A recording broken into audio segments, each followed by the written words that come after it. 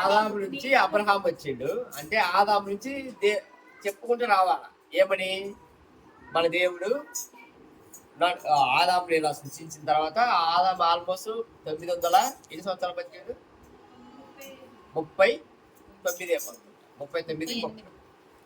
అయితే ఈ ఆదాము చేయాల్సిన పని ఏంటంటే ఈ 939 సంవత్సరాలు తన పిల్లలకి దేవుడు అంటే ఎవరు ఆ దేవుడు ఎలా ఉంటాడో చెప్పుకుంటూ రావాలి.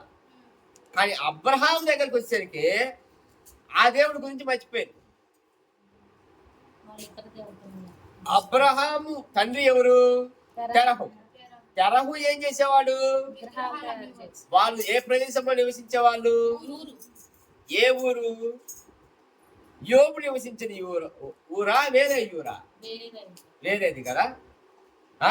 ఇది మెసొపొటేమియా ప్రాంతంలో ఉన్నది. మెసొపొటేమియా ప్రాంతం ఎక్కడ ఉన్నది? యూఫ్రటీసు, ఇంకొక నది ఏంటిది? ఈ రెండింటి మధ్య ఉన్న ప్రాంతమే మెసొపొటేమియా. సారవంతమైన నేల అప్పట్లో వాటికి. ఎందుకు? ఎక్కడైతే నీళ్లు ప్రవహిస్తూ ఉంటాయో ఆ మధ్య భూమి కొంచెం సారవంతంగా ఉంటుంది. వాళ్ళు నివసించడానికి తిండి, ఆహారం, కొంచెం నీళ్లు దొరుకుతాయి కాబట్టి. అంతకు మించి నీళ్లు లేని చోట ఎవరు ఉంటారు చెప్పండి? కనుక అబ్రహాం దగ్గరికి వచ్చేసరికి అబ్రహామును మళ్ళా దేవుడు పిలుస్తాడు. ఏమని పిలుస్తాడు? అబ్రహామా, ఇప్పుడు నువ్వు ఉంటున్న ఊరు, నీ జనము, నువ్వు అన్నిటిని వదిలేసి బయలుదేరాలి. ఎక్కడికి పోవాలి ప్రభువా?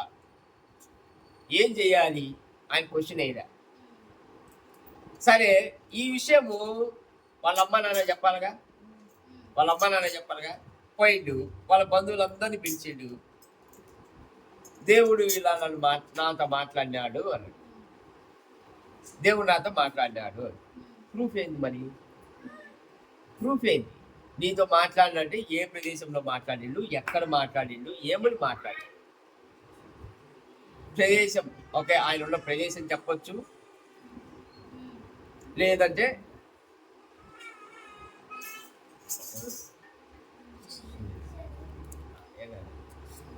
ఆమెకి బొమ్మలు వచ్చిండు, చెప్పిండు. ప్రూఫ్ ఏంటంటే నేను నమ్మిన. అదే ప్రూఫ్. నేను నమ్మిన. నన్ను పిలిచిండు ఆకాశం నుండి, నేను విన్నా. ఇప్పుడు మీకు వచ్చి చెబుతున్నా. ప్రూఫ్ ఏంటంటే అదే ప్రూఫ్. అంతకు మించిన ప్రూఫ్ లేదు. అందుకని నేను బయలుదేరుతున్నా. నేను నా భార్యను తీసుకొని నేను బయలుదేరుతున్నా. మిమ్మల్ని, ఈ ఊరును, ఈ ప్రదేశాన్ని వదిలించి దేవుడు నన్ను ఎలా నడిపిస్తే అను నేను వెళ్ళిపోతున్నా అని. అయితే అప్పటి వరకు అబ్రహాముకు సున్నతి చేయలే, కానీ నమ్మిండు, రక్షింపబడ్డాడు. అంటే ఇప్పుడు ఫాదర్ ఆఫ్ నేషన్ అని ఎలా గాంధీ అంటారో, is the father of faith. ఆ నుంచి దేవుడు. ఇప్పుడు సువార్త అన్యులకు చెప్పడం ఒక ఎత్తు అయితే, రోమ్లో ఉన్న యూదులకు చెప్పడం ఒక ఎత్తు. ఇప్పుడు రోమిలకు రాసిన పత్రిక 3వ అధ్యాయం.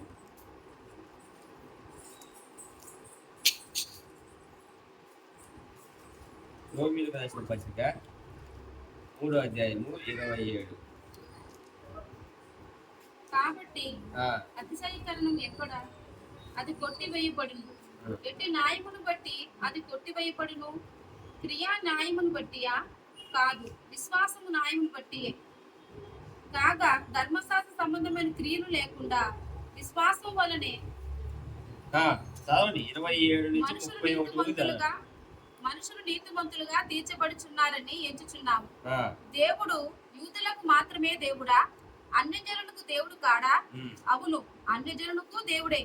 దేవుడు ఒక్కడే గనుక ఆయన సున్నతి గల వారిని విశ్వాసం మూలముగాను, సున్నతి లేని వారిని విశ్వాసము ద్వారాను నీతిమంతులుగా తీర్చును. విశ్వాసము ద్వారా ధర్మశాస్త్రము నిరాధారకము చేయుచున్నామా? అటల్ల రాదు, ధర్మశాస్త్రమును స్థిరపరచుచున్నాము. ఓకే, ఇప్పుడు ఇది కొంచెం క్లిష్టంగానే ఉంటుంది అర్థం చేసుకోవటానికి. ఒకటి, అబ్రహాముని పిలిచిండు, అబ్రహాం నుంచి ఇస్సాకు వచ్చిండు, అంతే కదా. ఇస్సాకు నుంచి యాకోబు వచ్చిండు, యాకోబు నుంచి ఇశ్రాయేల్ జనం వచ్చేసింది. ఈ ఇశ్రాయేల్ జనం అంతా పోయి ఐగుప్తులో బానిసలుగా 450 సంవత్సరాలు బతికిరు. ఈ 450 సంవత్సరాల్లో అనేక కష్టాలను బాధలను అనుభవించిన తర్వాత మోషే మూలకంగా ఇశ్రాయేల్ ప్రజలను బానిసత్వాలని విడిపించడానికి దేవుడు సహాయం చేసిండు. ఇప్పుడు ఒక్కొక్క అద్భుతం చేసుకుంటూ వస్తా ఉన్నాడు, ఒక్కొక్క అద్భుతం చేసుకుంటూ వస్తా ఉన్నాడు దేవుడు. లక్షల మందిని మోషే నడిపించుకుంటూ 40 సంవత్సరాల తర్వాత అయినా దేవుడు వాగ్దానం చేసిన భూమికి అయితే తీసుకొచ్చి పెట్టిండు. ఇప్పుడు ఇక్కడ యూదులు అంటే ఇశ్రాయేల్ జనం తర్వాత 2 రాజ్యాలుగా విభజించబడింది, ఒకటి యూదా, ఒకటి ఇశ్రాయేలు. 2 రాజ్యాలుగా విభజించబడిన తర్వాత కూడా మేమంతా ఒక్కటే, ఎందుకంటే మేము ఆరాధించేది యేసు యెహోవాను అని వాళ్ళందరూ నిర్ణయించుకున్నారు. నిర్ణయించుకున్న తర్వాత వీళ్ళు ధర్మశాస్త్రంలో ఏదైతే చెప్పబడిందో ప్రవక్తల ద్వారా మెస్సయ్య కోసం ఎదురు చూస్తా ఉన్నారు. మెస్సయ్య రానే వచ్చిండు. వచ్చిన తర్వాత ఈయన మా మెస్సయ్య కాదు అన్నారు. ఎందుకన్నారు? అప్పుడు రోమీయుల కింద వీళ్ళు నలుగుతున్నారు. రోమా సామ్రాజ్యంలో రోమీయుల కింద వీళ్ళు నలుగుతా ఉన్నారు. వాళ్ళు ఎక్స్పెక్ట్ చేసిందంటే మోషే వచ్చి ఐగుప్తు నుండి ఇడిపించిన మాదిరిగా ఈయన మమ్మల్ని ఈ రోమీయుల చేతుల్లోంచి ఇడిపిస్తాడు అని అనుకున్నాడు. మీరు బెనహర్ సినిమా చూస్తుంటే, అంటే అట్లా అనుకుంటేమో, బెనహర్ సినిమా చూస్తుంటే బెనహర్ యేసుక్రీస్తు ఒకే సమయంలో జీవించిన వ్యక్తి. అర్థమవుతుందా? బెనహర్ వీలైనంత వరకు రోమియుల చేతిలోని యూదులను రక్షించడానికి ప్రయత్నం చేసిన వ్యక్తి. కాకపోతే యేసుక్రీస్తు వచ్చిన అంటే దేవుడు దిగి వచ్చిన సందర్భము దాన్ని ఏమంటారు, సందర్భము బెనహర్కు అనుకూలంగా ఉండి ఉండొచ్చు, కానీ కాకపోతే ఆయన ఆలోచన వేరు. ఒకనొక సమయంలో చరిత్ర చెప్పేది ఏంటంటే బెనహర్ వెళ్ళి యేసుక్రీస్తుని కలిసి మన ఇద్దరము కలిసి రోము చేతిలో ఉన్న యూదులను రక్షిస్తాము అని చదువుతారంట. నా హిస్టరీ చెప్పడం. మీరు బెనహర్ సినిమా చూసినట్లయితే బెనహర్ వెళ్ళి రోము చారియట్లో పాల్గొని గెలిచి తర్వాత మా యూదులను వదిలేయండి అని చెప్పిన సందర్భాలు బోల్డెన్ ఉన్నాయి. అయితే యేసుక్రీస్తు వచ్చింది ఫిజికల్గా ఇడిపించటానికి కాదు, ప్రతి ఒక్కరిని పాపం నుండి రక్షించటానికి అని క్లియర్గా ఆయన చనిపోయిన తర్వాత తెలుస్తుంది. అప్పటి నుంచి తన శిష్యుల్ని లోకం మీదకి పంపిస్తాడు. ఇప్పుడు ఫస్ట్ ఏమో యూదయ, సమరయ, అదే యెరూషలేము, యూదయ, సమరయ, తర్వాత లోకమంతటికి ఇక్కడి నుంచి మొదలు పెట్టాలా, అంటే యూదుల నుంచి మొదలు పెట్టాలా. యూదుల నుంచి మొదలు పెట్టిన తర్వాత ఇదే ప్రాంతంలో యూదులు లేరుగా, రోమ్లో కూడా యూదులు ఉన్నారు. మరి పౌలు ఎప్పుడైతే నేను అన్యులకు సువార్త చెప్పటానికి అని వెళ్ళిన తర్వాత మరి రోముకు పోయి అక్కడున్న యూదులకు సువార్త ఎవరు ప్రకటిస్తారు? వాళ్ళు రక్షింపబడాలి కదా. అర్థమవుతుందా? ఇప్పుడు పేతురు సువార్త ప్రకటించిన తర్వాత 3000 మంది యూదులే రక్షింపబడ్డారు. యేసుక్రీస్తు దేవుడని నమ్మిరు. యేసుక్రీస్తు తిరిగి లేచిండు, మెస్సయ్య మా కోసం వచ్చినని 3000, తర్వాత 2000, 5000 మంది రక్షింపబడ్డారు. తర్వాత పౌలు రక్షింపబడిన తర్వాత అన్యులకు కూడా దేవుడు, ఆయన చెప్పేది అన్యులకు కూడా దేవుడే, ఎందుకంటే దేవుడు ఒక్కడే కాబట్టి. ఇప్పుడు నేను అన్యుల దగ్గరికి వెళ్ళి సువార్త చెబుతున్నా, ఎఫెసీ, కొరింథీ, ఫిలిప్పీ అన్ని ప్రదేశాలకు. మళ్ళీ రోమ్లో ఉన్న యూదులకు సువార్త ఎవరు చెబుతారు? రోమ్లో ఉన్న యూదులు కూడా రక్షింపబడాలి కదా, వాళ్ళు నా ప్రజలే కదా, నా రక్తమే కదా. అంటే ఒక విధంగా చెప్పాలంటే 12 గోత్రాల ప్రకారం. అందుకని మీరు ఎక్కడికి వెళ్ళి ధర్మశాస్త్రాన్ని అయితే పాటిస్తారు. అబ్రహాము మా తండ్రి అని చెప్పుకుంటారు. మళ్ళా ఇక్కడికి వచ్చేసరికి, సువార్త దగ్గరికి వచ్చేసరికి ఎవరైతే సున్నతి చేసుకుంటారో వాళ్ళే రక్షింపబడతారు అని మళ్ళా అంటారు. అది తప్పు కదా. అబ్రహాము సున్నతి లేకుండానే నీతిమంతుడుగా తీర్చబడిండు. మరి మీరు సున్నతి అనే విధానం ఎందుకు పైకి తీసుకొస్తారు? ఒకవేళ నేను ఇప్పుడు సున్నతి అనే మాటని తీసేసినాను అనుకో, అలా అని ధర్మశాస్త్రాన్ని నేను కొట్టివేస్తున్నా లేదే. ధర్మశాస్త్రాన్ని ఏ విధంగా నేను నెరవేరుస్తున్నా, అదే నెరవేర్చబడుతుంది, స్థిరపరచబడుతున్నది అని ఎలా అనుకుంటున్నారు? ధర్మశాస్త్రం స్థిరపరచబడుతున్నది అంటే యేసుక్రీస్తు వచ్చిండు, చనిపోయిండు, తిరిగి లేచిండు, అది నేను చెబుతున్నా కదా ధర్మశాస్త్రం మూలకంగా. దాని మూలకంగా ధర్మశాస్త్రాన్ని స్థిరపరుస్తూ సున్నతి అనేది లేకుండా మీరు రక్షింపబడచ్చు. అబ్రహాముకు చేయబడ్డా, అబ్రహాము నీతిమంతులుగా తీర్చబడ్డాడు, మీరు నీతిమంతులుగా తీర్చబడతారు. ఇప్పుడు అదే క్లియర్గా చెబుతా ఉన్నాడు. ఇప్పుడు మీరు బూస్ట్ చేసుకోవాల్సింది ఏది లేదు. అంటే ఇప్పుడు యూదులు చెప్పుకునేది ఏంటి? ఓకే, మా దేవుడు, మాకు ఒక్కడే దేవుడు, అంతే కదా. వాళ్ళు ఆ నుంచి నరుక్కుంటూ వచ్చింది అందరినీ, సంపుకుంటా ఫిలిస్తీన్ని, మోయాబీల్ని, అమాలేకీల్ని మొత్తం సంపుకుంటా వస్తా ఉన్నాడు. ఎందుకు? దేవుడు మాకు తోడుగా ఉన్నాడు కాబట్టి విజయం మాకు ఇస్తూనే ఉన్నాడు, మేము వస్తూనే ఉన్నాము, మేము గెలుచుకుంటూ వచ్చినాము. ఇప్పటికీ ఇశ్రాయేల్ దేశాన్ని ఎవరైనా టచ్ చేయాలంటే భయం. ఇప్పటికీ అదే దాన్ని ఏమంటారు, బూస్టింగ్ తెలుగులో ఏమంటాం మనం, వాళ్ళు మమ్మల్ని ఎవరు టచ్ చేయలేరు అనే నిబంధన ఉంటుంది చూడండి. వాళ్ళు హెచ్చించుకోవడం, మమ్మల్ని టచ్ ఎవరు చేయలేరు. ఎందుకు? దేవుడు మాకు వాగ్దానంగా ఇచ్చిన భూమి ఇదే. ఈ భూమి మీదకి ఎవరు వచ్చినా నాశనమే.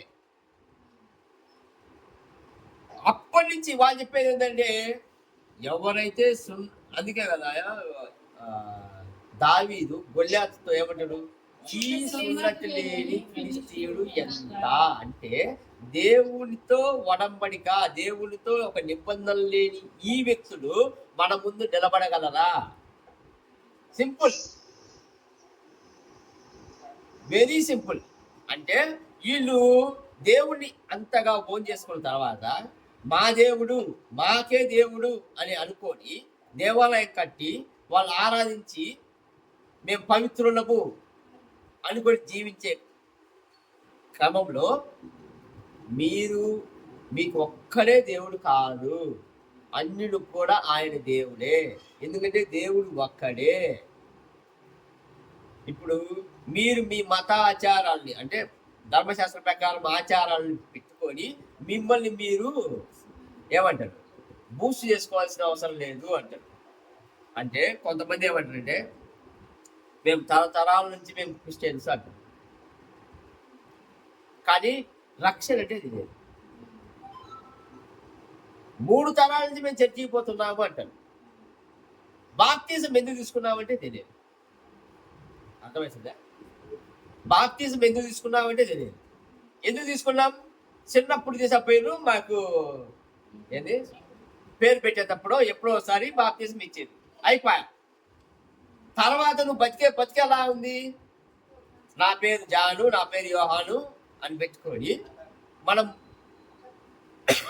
బతుకుతాం. అర్థమవుతుందా? ఒక అతను అతని పేరు ఇమ్మానుయేలు, ఇమ్మానుయేలు అనే పేరు పెట్టుకొని క్రిస్టియన్ ఫ్యామిలీ నుండి వచ్చి వేరే బతుకుతున్నాడు అనుకోండి. ఎవరైనా క్వశ్చన్ చేసేది ఫస్ట్ నువ్వు క్రిస్టియన్వా అని అడుగుతారు.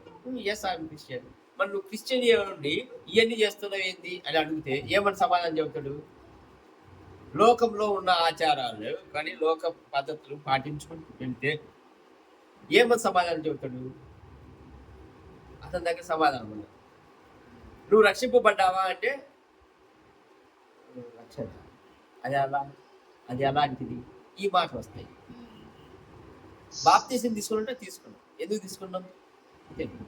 ఏ ఏజ్లో తీసుకున్నాం తెలియదు. పర్పస్ ఏంది తెలియదు. వాళ్ళు చెప్పుకునేది మాత్రం మీరు క్రిస్టియన్స్. ఏ విధంగా మీరు క్రిస్టియన్స్ అయితే ఇప్పుడు యూదులను, రోమ్లో ఉన్న యూదులకు చెప్పేది ఏంటంటే, మీ మత ప్రకారము, ధర్మశాస్త్ర ప్రకారము మీరు బూస్ట్ చేసుకుంటారు. మేము పవిత్రులము, ఈ లోకంలో ఉన్న అన్ని మతాల కంటే గొప్ప మతం, పవిత్రమైన మతం, మాకు మాత్రమే దేవుడు సంబంధించిన వ్యక్తి కనుక మమ్మల్ని మించిన వాళ్ళు లేరు అని వాళ్ళు బూస్ట్ చేసుకుంటారు.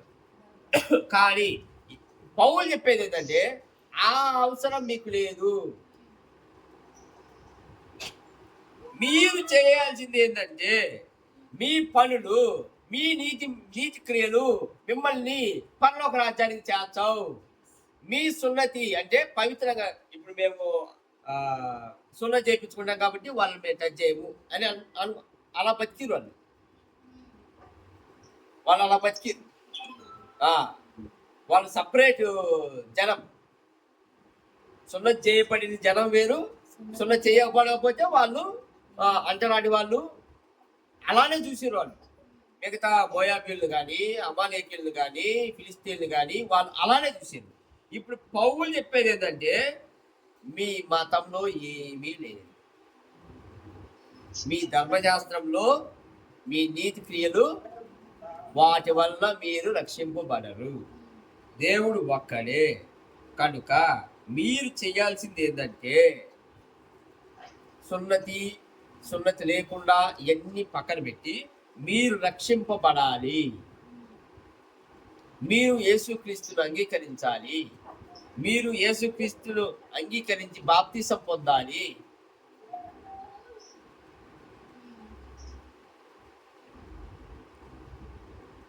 నాలుగో అధ్యాయము 1వ వచనం. కాబట్టి శరీరము విషయమై మన మూల పురుషుడు అబ్రహామునకేమి దొరికినని అందుము. అబ్రహాము క్రియల మూలముగా నీతిమంతుడని తీర్చబడిన ఎడల అతనికి అతిశయ కారణము కలుగును గాని అది దేవుని ఎదుట కలుగదు. లేఖనమేమి చెప్పుచున్నది? అబ్రహాము దేవుని నమ్మెను, అది అతనికి నీతిగా ఎంచబడింది. ఇప్పుడు శరీర పరంగా చూస్తే అబ్రహాము మా తండ్రి అని చెప్పుకుంటున్నాడు. గొప్ప విషయమే. ఓకే. అయితే నీతి క్రియల మూలకంగా, అంటే ఆయన చేసిన క్రియల మూలకంగా ఆయన నీతి ఎంచబడ్డదా? లేదు. ఆయన చేసిన క్రియల మూలకంగా నీతి ఎంచబడలే. ఆయన ఏం చేసిండు? నమ్మిండు. నమ్మడం వల్ల ఆయన నీతిగా ఎంచబడ్డాడు. ఎస్. ఇప్పుడు మీరు మీ క్రియల వల్ల కాదు. చాలా మంది అంటారు, మేము దాన ధర్మాలు చేస్తాం, మేము పరులకు అసలు అపకారం తలపెట్టాం, మేము ఒక ట్రస్ట్ నడుపుతున్నాం, అనాథ పిల్లలకు పెడుతున్నాం, దీనివల్ల మేము నీతిమంతులుగా ఎంచబడతాము అని. అది తప్పు. నువ్వు నమ్మితేనే, దేవుణ్ణి నువ్వు నమ్మితేనే నువ్వు నీతిగా ఎంచబడతావు దేవుడి ముందు. అంతేగాని నీ నీతి క్రియలు నిన్ను పరలోకానికి చేర్చావు. ఇది క్లియర్గా చెబుతుండే రోమ్లో ఉన్న యూదులు. మీరు ఎన్ని నీతి కార్యాలు చేసుకో, నీలో ఆ పాపం అనేది ఎన్నో ఉంది. మీ నీతి కార్యాల వల్ల మీరేం చేస్తున్నారంటే ఉప్పొంగిపోతా ఉన్నారు. కాలు మీద కాలు వేసుకొని కూర్చొని జీవిస్తున్నారు. కానీ ఆ నీతి కార్యాల వల్ల మీరు ఎప్పటికీ పరలోకం చేయాలి.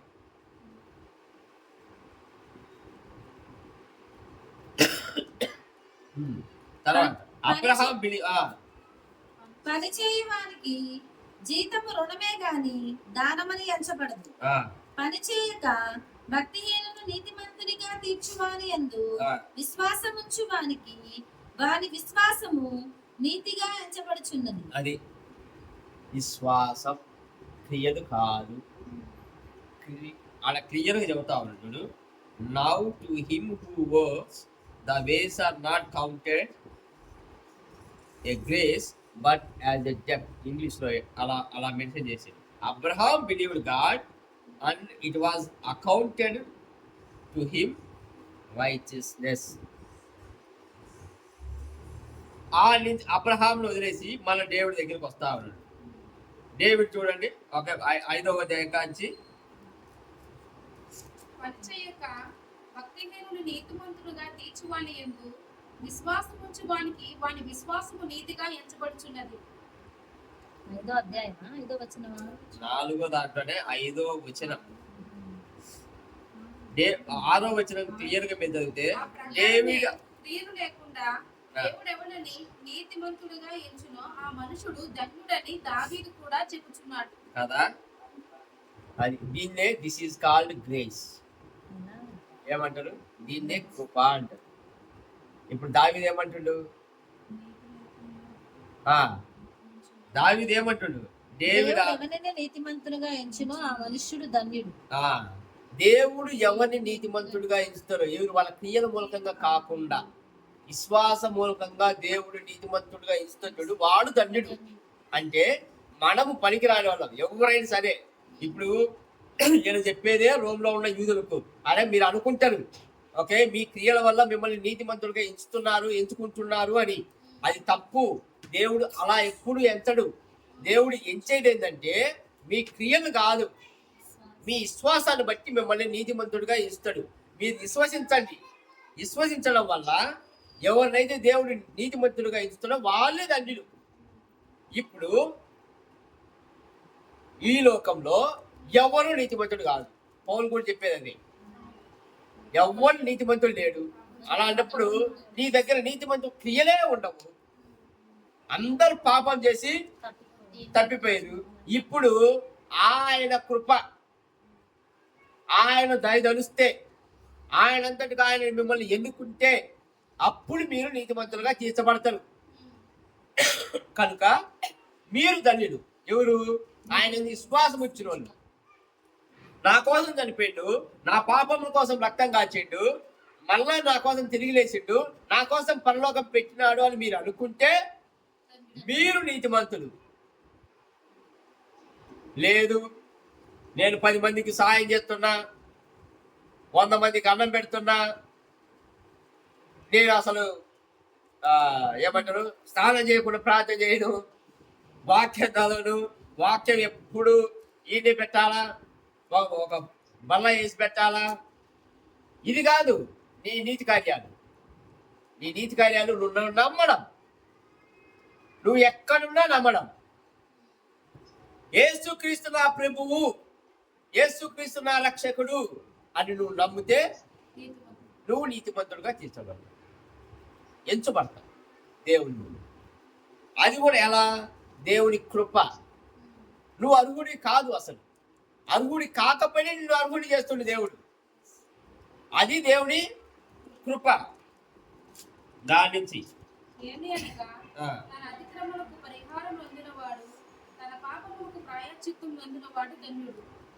కనుక అది అయిపోయింది. ఓకే, అబ్రహాం గురించి మళ్ళా చెబుతాడు. 9వ వచనం.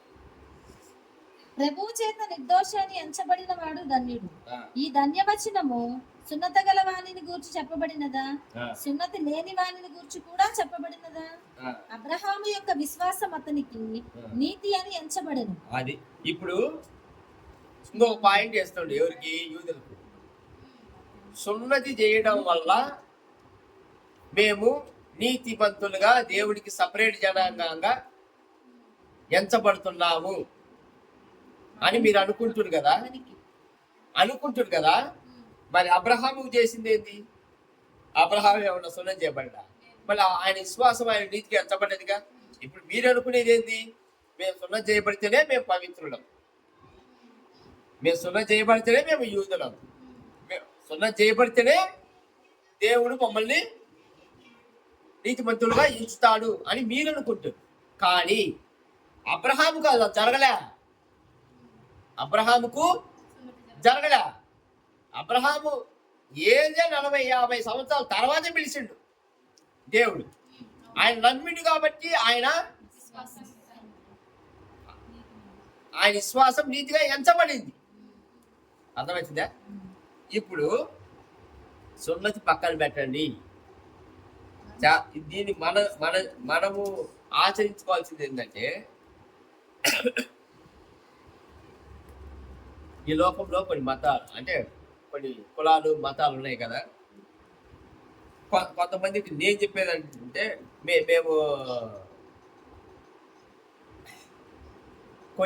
మేము ఇలా చేస్తాము అంటే నేను చెప్పకూడదు. మేము మణికట్టంది ఓకే అది చెయ్యము ఇది చెయ్యము అంటా ఉంటాం కదా. నీకంటే గొప్పగా మణికట్టిన వాళ్ళే యూదులు, నీకంటే పవిత్రంగా బతికిన వాళ్ళే యూదులు. వీళ్ళ కంటే ప్రపంచంలో పవిత్రమైన మతమేంటూ లేదు యూదుల కంటే ప్రపంచంలో. అటువంటి మతాన్ని, ఆచారాన్ని, ధర్మశాస్త్రాన్ని తుంగలో దొక్కేసారు. ఎవరు? పౌలు. అంటే ధర్మశాస్త్రం తుంగలో దొక్కడం అంటే అర్థాన్ని కాదు నా మీనింగ్. పక్కన పెట్టేసింది. అంటే ధర్మశాస్త్ర క్రియల వల్ల నువ్వు నీతిగా ఎంచబడవు. నువ్వు నీతిగా ఎంచబడేది దేవుని కృప వల్ల. అందుకని ఎవరైతే నా కులం నా మతం ఎవరైతే ఉప్పొంగిపోతారో వాళ్ళందరికీ చెప్పేది ఏంటంటే, నువ్వు రక్షింపబడాలంటే నీకు కావాల్సింది దేవుని కృప తప్పితే నీ నీతిమైన కార్యాలు, నీ మనులు, ఇవి కావు. వాటి వల్ల నువ్వు ఎప్పటికీ రక్షింపబడలేవు, నువ్వు దేవుని చూడలేవు.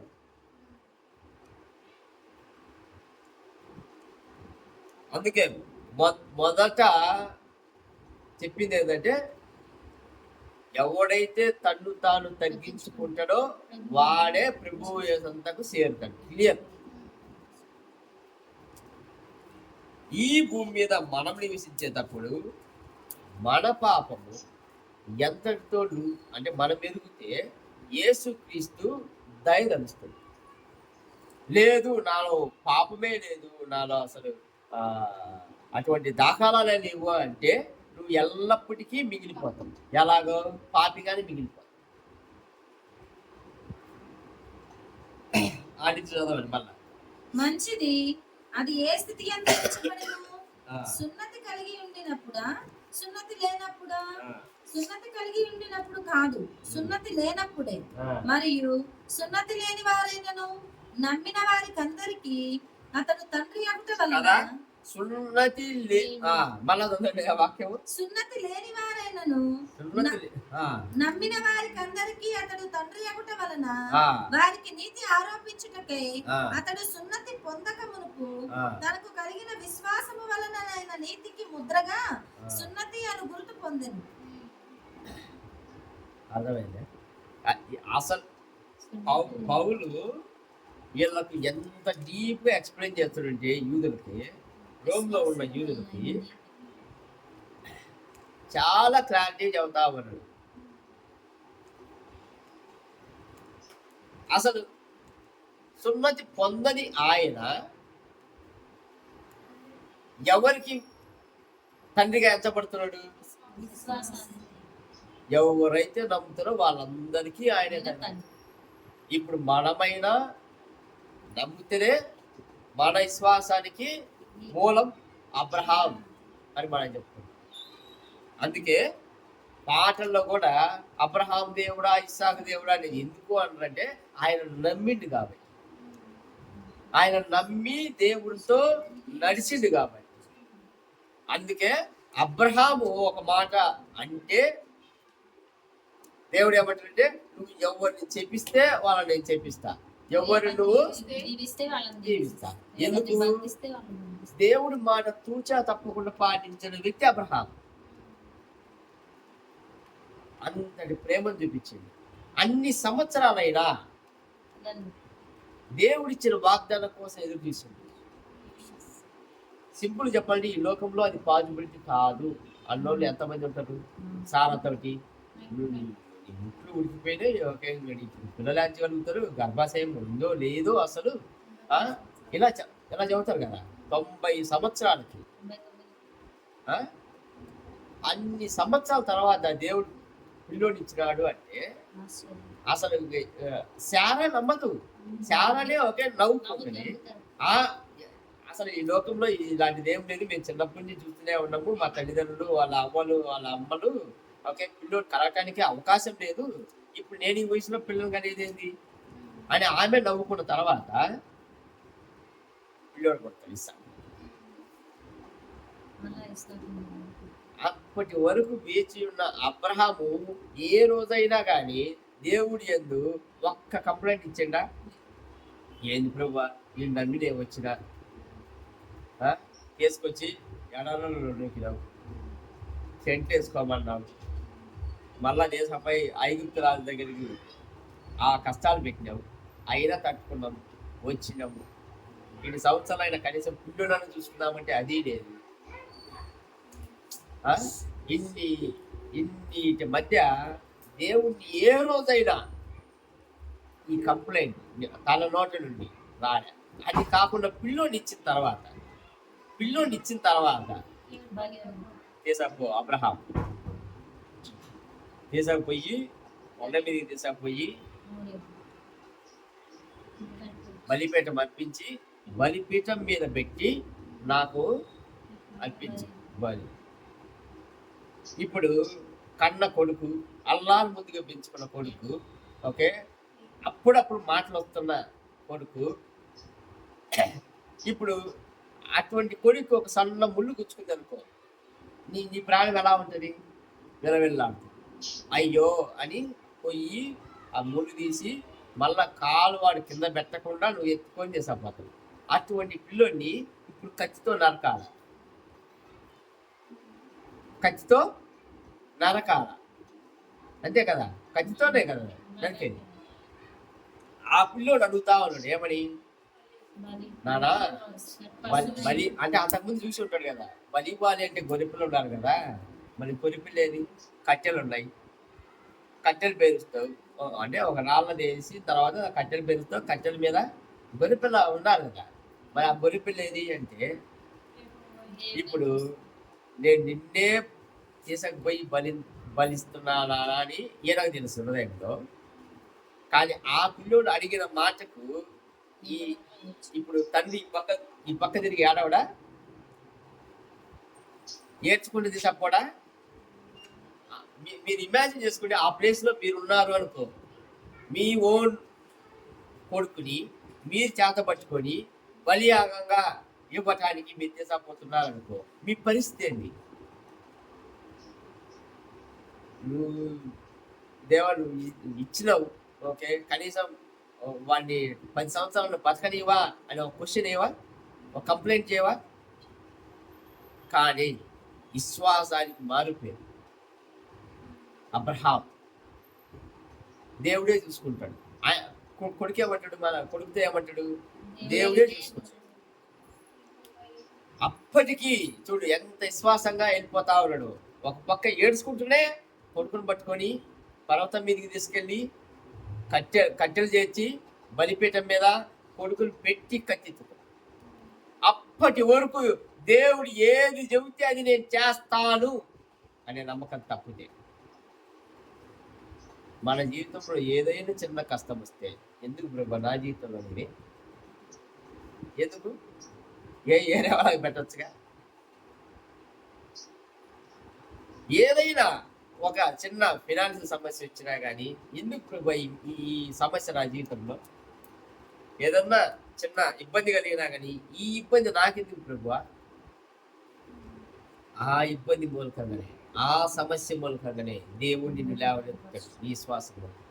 ఇప్పుడు ఆడికి పోయిండు, ఆడికి పోతున్నాడే కత్తి తెచ్చిండు. అబ్రహమా ఆగు, గొర్రెపిల్ల కనపడ, గొర్రెపిల్లను వధించి ఇంటికి వచ్చింది. ఇప్పుడు కాళ్ళు చేతులు కట్టేసి ఇస్సాకును పండబెట్టేటప్పుడు ఇస్సాకు మళ్ళీ క్వశ్చన్ అయినా మాటలు వచ్చినాడే కదా. బైబిల్ అయితే మనకు చెప్పటం.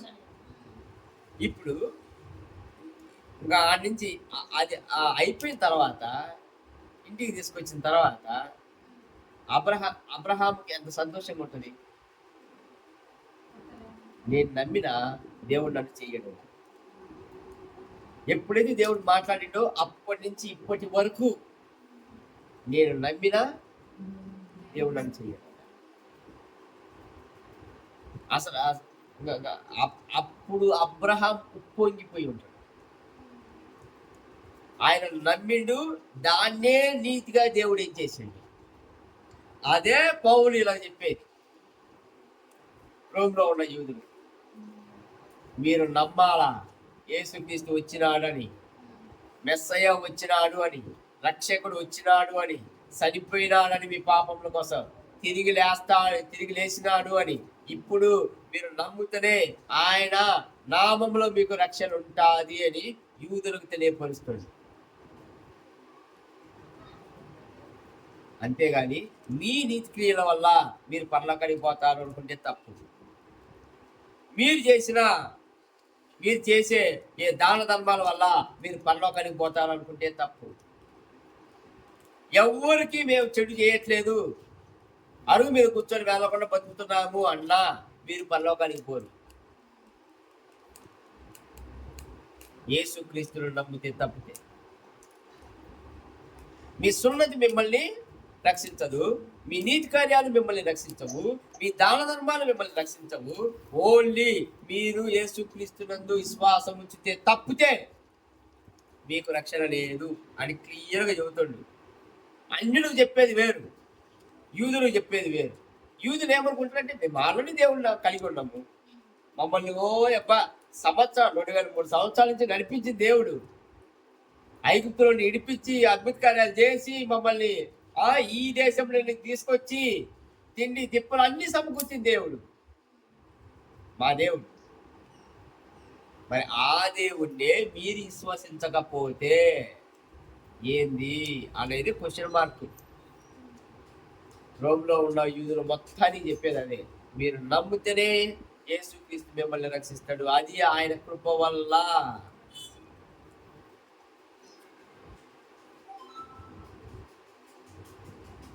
పదమూడవ వచనం 4వ అధ్యాయం. ఉత్తమమైనది వాగ్దానము అబ్రహాముకైనను అతని సంతానముకైనను ధర్మశాస్త్రము మూలంగా కలుగు లేదు గాని విశ్వాసం వలనైనా నీతి మూలంగానే కలుగును. ధర్మశాస్త్రం వల్ల అయితే కలగలే. ఎలా కలిగింది? విశ్వాసం వలనైన నీతి మూలంగా కలిగింది. కనుక వీళ్ళ జీవితంలో, యూదుల జీవితంలో ఏదైతే వాళ్ళు ఉప్పొంగారో, మాకు దేవుడు ఉన్నాడు, నాకు ఏరియా ఉన్నాడు, నాకు మెస్సయ్య వస్తాడు, తర్వాత అబ్రహాము మా ఫోర్ ఫాదరు, దావీదు మా రాజు, శారీరకంగా ఉప్పొంగి, మతపరంగా ఉప్పొంగి, జనాంగం ప్రకారం ఉప్పొంగి, తెలివితేటల ప్రకారం ఉప్పొంగి మీరు ఎలా బతికినా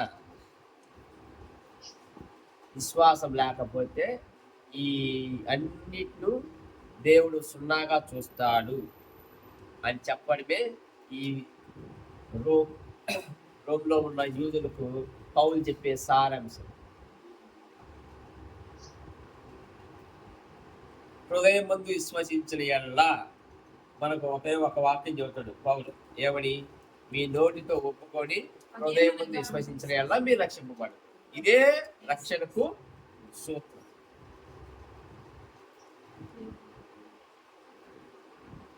అంటే మనం ఎవరికైనా స్వార్థ చెప్పేటప్పుడు ఆ మనిషిని, వాళ్ళ స్థితిగతుల్ని, వాళ్ళ భౌగోళిక అంశాలను పరిగణనలోకి తీసుకొని స్వార్థ చెప్పాలి. రోమన్ యాజకులకు చెప్పేటప్పుడు ఎలా చెప్పాలి? మీరు చేసేది ఐడియల్ వర్షిప్, అది దేవుడు అసహించుకుంటాడు. అదే, Mary is not a mediator, Jesus is the mediator. వేరే అదే దాన్ని ఏమంటారు, మతం అనుకుంటూ వేరే ఆచారాన్ని ఆచరించే వారికి భూలోకంలో ఎవరైనా నీ కోసం నీ కోసం త్యాగం చేసిన దేవుడు ఎవరైనా ఉన్నారా? నీ పాపముల కోసం దిగి వచ్చిన దేవుడు ఎవరైనా ఉన్నారా? ఆలోచించండి. దుష్ట శిక్షణ, శిష్ట రక్షణ కాదు మనకు కావాల్సింది. దుష్టుడు కూడా రక్షింపబడాలని యేసుక్రీస్తు చనిపోయింది. అర్థమవుతుందా? లోకంలో నీతిమంతులు లేరు. అలాంటప్పుడు దుష్ట శిక్షణ, శిష్ట రక్షణ ఎక్కడా లేదు. కనుక ఇప్పుడు యేసుక్రీస్తు భూమి మీదకి వచ్చింది ఏంటంటే దుష్టులు రక్షింపబడటానికే. అందరూ దుష్టులే. మీరు సువార్త చెప్పేటప్పుడు వాళ్ళ స్థితి గతులను, భౌగోళిక అంశాలను పరిగణలోకి తీసుకొని దేవుణ్ణి అడిగి సువార్త చెప్పాలి. యూదులకైతే వాళ్ళ ధర్మశాస్త్రం ప్రకారం ఆయన చెప్పింది. అదే అన్యులకైతే మీరు ఏ తెలిసిపోయినప్పుడు ఆడ రాసి ఉంటుంది ఏమని, పేరు లేని దేవుడు అని. ఎవరిని ఆరాధిస్తున్నారు మీకు తెలియదు. నేను ఆరాధించే దేవుడు నాకు తెలుసు, ఆయన యేసుక్రీస్తు. విగ్రహారాధన కాదు అని వాళ్ళకు ఒక విధంగా చెప్పింది. అందుకే కదా పౌలు ఏమంటారంటే,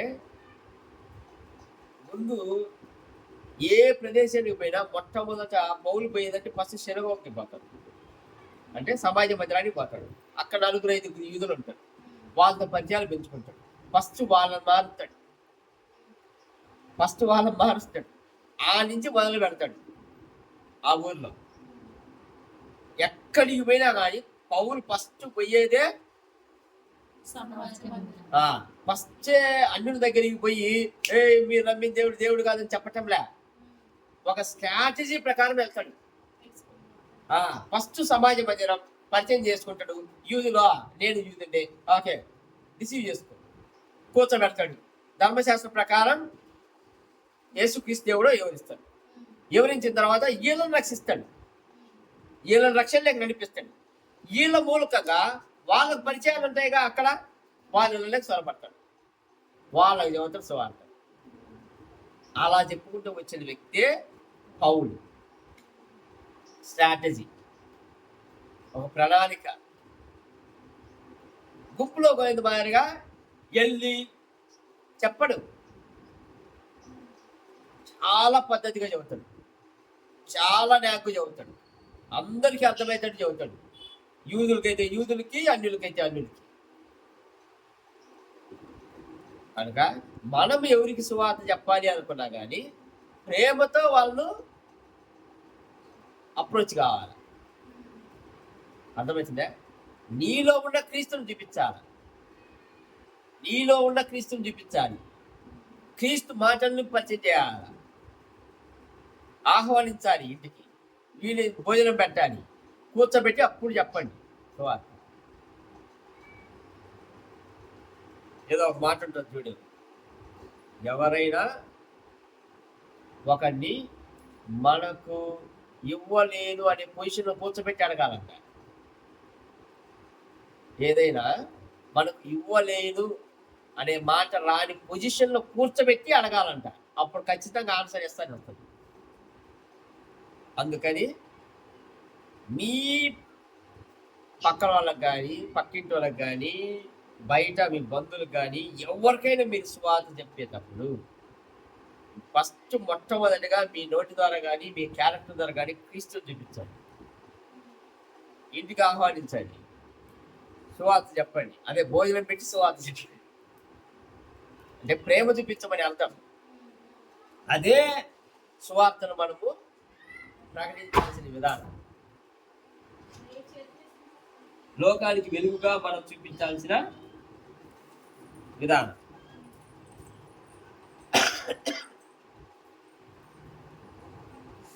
కనుక మీరు దివిటీలుగా ఉండి సువార్తను ప్రకటించి అనేక మందిని, అనేక కుటుంబాలని యేసుక్రీస్తు వైపు నడిపించడమే మనకున్న బాధ్యత. పౌలు యూదులకు చెప్పిండు, అన్యులకు చెప్పిండు. ఆ యూదులకు దేవుడి గురించి తెలుసులే అని అనుకొని వదిలేస్తే యూదులు ఖచ్చితంగా నరకానికి పోయేవాళ్ళు. అలా వదిలేయడా. యేసుక్రీస్తును నమ్మని ప్రతి ఒక్కరికి నువ్వు రక్షణ గురించి చెప్పాల్సిందే. అది నీ బాధ్యత.